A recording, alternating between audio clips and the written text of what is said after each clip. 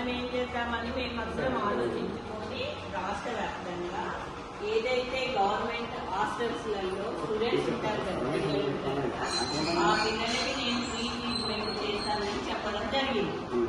అందుకే సంజీవని నేత్రాలయ డాక్టర్ అశోక్ సూర్యవంశి ముందుకు వచ్చి ఈ సేవను అందిస్తున్నాడు.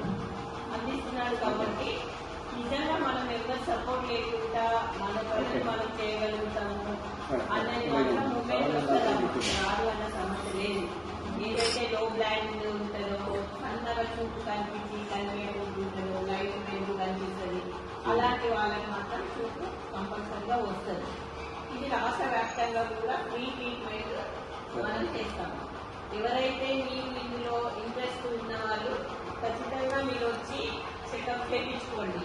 దానికి అప్ అండ్ డౌన్ ఛార్జెస్ కానీ, మీరు వస్తారు కాబట్టి లంచ్ కూడా మా దగ్గర ఉంటాయి.